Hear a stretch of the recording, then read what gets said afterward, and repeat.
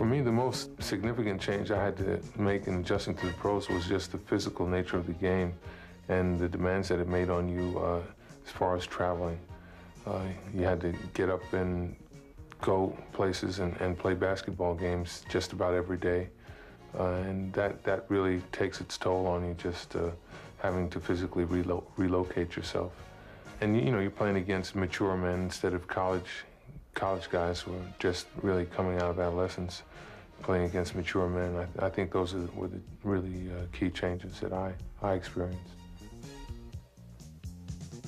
Well, I think anytime a young, heralded rookie comes into the league, you're really going to pay tremendous attention what they can do individually, what you see in them for the future.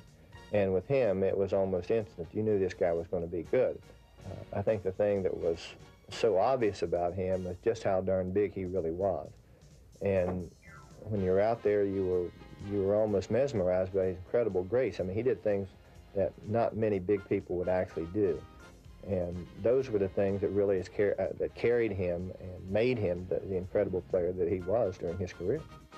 The centers that really were promoted against me and everything was written about would have been Willis Reed and Wilt Chamberlain, because their teams were the teams that the Bucks had to beat to make it all the way.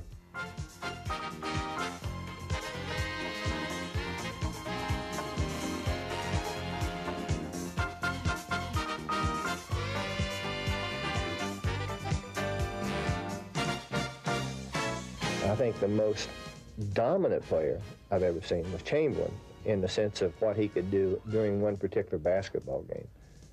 The player that I always felt that had the most impact on a lot of games was Russell. Those were the people I played against a lot and saw a lot. But I think the one thing about Kareem that really made you think that somewhere that he was a combination of those two people was the fact that he did something of all of those people. He was an incredible force offensively. Not only his ability to shoot the ball, but his ability to pass a basketball. He had a great command of the game. He was more nimble than those other two players.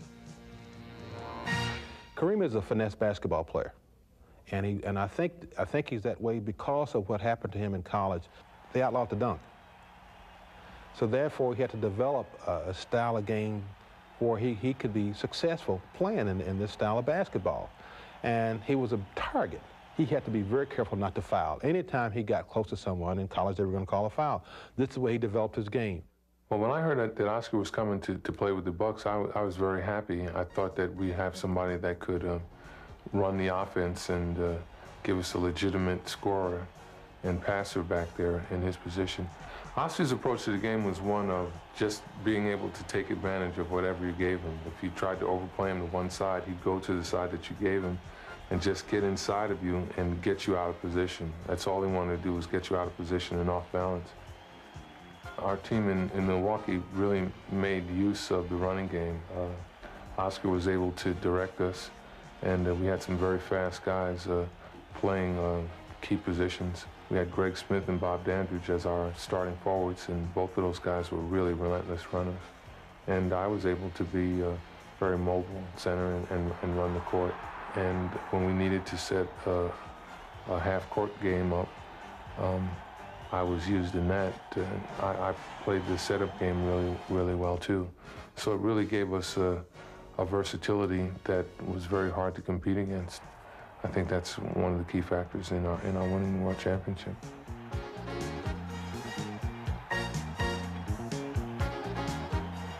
It meant a lot not only for myself, but the other guys on the team as well. This was their first championship, also the first championship for Milwaukee. After the game, we got together with the guys on the team, and we were all real happy. It was a very special moment. My conversion to Islam was actually in 1968.